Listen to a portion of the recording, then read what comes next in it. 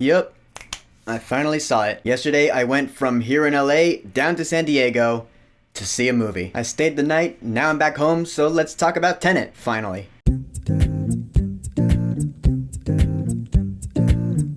Tenet. So Tenet is Christopher Nolan's new movie. It was originally slated to come out July 17th. It got pushed to September, and a month after that, I've finally seen it. And we all know Christopher Nolan's style, right? They're usually trippy, sci-fi-esque, where he'll take a concept and he'll make it abstract. Basically, this movie revolves around John David Washington. He's a spy or soldier. He joins this secret group called Tenet, which is tasked with preventing the end of the world. So it's a spy movie, but the abstract concept in this movie is that it deals with inversion, which is things going backwards and forwards in time at the same time, if that makes any sense at all. If you watch the trailers, it'll break it down for you. Which I actually did appreciate that they took the time to explain this inversion thing in the movie. Early on, like 15 minutes in, here's the first inversion scene. So now we know what we're dealing with. Very much appreciated. Alright, John David Washington's character, simply known as the protagonist, I thought he was pretty cool. This is actually the first movie I've seen John David Washington in, and he had charisma. I mean, he got the job done when it needed to get done, but every now and then he would actually spit out a wisecrack. Well, I've seen too much. Well, we'll try and keep up. Again, much appreciated. His friend is played by Robert Pattinson, who is also really good in this movie. And the chemistry that he has with John David Washington, it really worked. The villain in this movie is played by Kenneth Branagh. And look, he does play a good villain, sure. But I could never buy a fake Russian accent, because he's British in real life. Every time someone fakes a Russian accent in a movie, I'm always like, why can't you just get an actor from Russia to play the part? And I'd never know why. But fake accent aside, he actually was pretty good in the movie. He was pretty frightening. There's a scene where he's just screaming at Elizabeth Debicki, who plays his estranged wife, and it just kind of comes out of nowhere. He just starts yelling, and I'm like, oh, okay.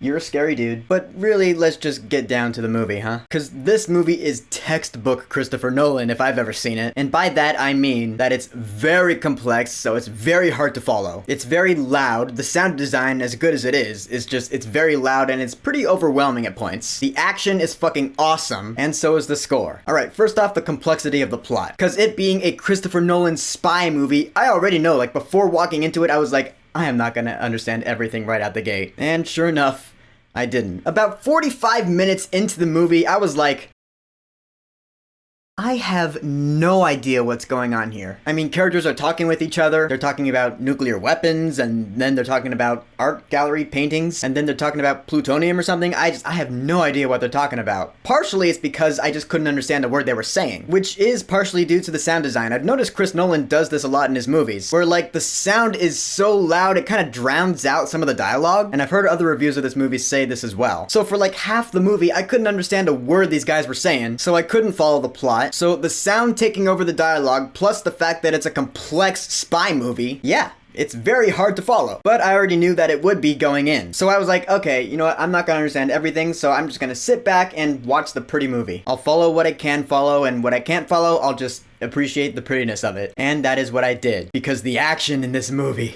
is so fucking awesome, man. Things are going backwards and forwards through time. It's unlike anything I've ever seen before, which Nolan usually does with his movies. He gives you something you've never seen before. But you really think about the blocking and how these scenes are choreographed. I mean, there are car chases, you know that one car chase scene you saw in the trailer? Where like the car is crashed and then it becomes uncrashed because it's going backwards in time? That scene in particular was like one of my favorites in the movie. It was awesome, it was unique, it was original. I mean, just action-wise, how do you fight someone who's going backwards in time? Like the combat, just how does that work? It bends your brain, and it was really cool. And those aren't even the most complex scenes in the movie. You just think, how does Chris Nolan plan all these things? Because he had to plan every movement, every explosion, every running shot down to the second. Like, I get now why he so adamantly wants us to see it on the big screen, because the action is just this huge spectacle. I mean, the part where the plane crashes, you saw that in the trailer too? That is a legit plane crash. It's all practical. But really the cool shit is when things are going backwards and forwards in time at the same time. Like in the same scene, you'll see things going backwards and forwards at once. And you're just like, how did they pull off filming that? It's really impressive. I mean, those action scenes is really when the movie picked up for me. Because again, I was really having a hard time following the plot. I was like, I don't know what's going on here. But then an action scene would kick on, and I would be like, oh, all right, now we are in some cool shit. But then about 2/3 of the way through the movie, something happened and it clicked for me. I was like, oh!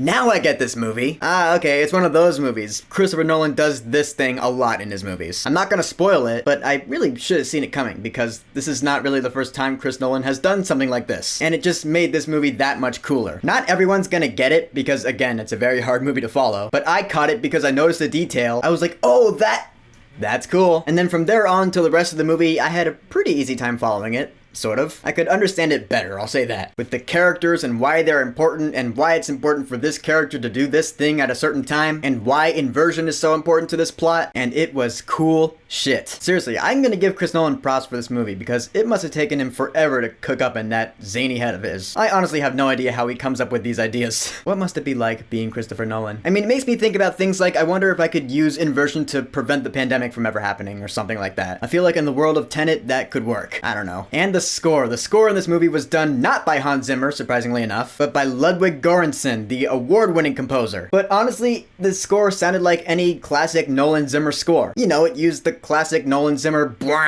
sound that you remember from Inception and Interstellar. I feel like Göransson was told, yeah, just do your best Zimmer impersonation with your score. You've seen Inception, right? You've seen Interstellar? You've seen Dunkirk? Yeah, just do what those scores did. So Göransson was like, okay, and he pulled it off. It was some pretty cool music. So in the end, I will say Tenet is Christopher Nolan's best film since The Dark Knight Rises. I'll be honest, I was losing faith in the guy since I was not a huge fan of Dunkirk, and Interstellar was just alright. Tenet's not gonna be my favorite movie of the year, and it's not gonna get my best rating, but it was very enjoyable. The plot, as complex as it was cool nonetheless. And the action is just the highlight of the film for me. It was so awesome. Tenet is textbook Christopher Nolan. That's always enjoyable, so for Tenet, I will say, go see this movie while it's in theaters. That is, if it's playing in a theater near you and you feel safe enough. You should go see it in theaters just to experience being in a movie theater again and to save them from going out of business. Yeah, I heard about what Regal's doing and I pray for the future of movie theaters. I want them to stick around because the sound, just to hear good sound from movie theater speakers again. Oh my god. It's been 6.5 months since the last time I was in a movie theater. It was like I was home again, even though I wasn't. It was awesome and I want to be back soon. So Tenet, have you seen it? What did you think about it? And what is your favorite Christopher Nolan movie? I know I probably asked that in Dunkirk, but hey, I've gotten new subscribers since then. So whatever your favorite Christopher Nolan movie is and whatever you thought of Tenet, go ahead and leave a comment.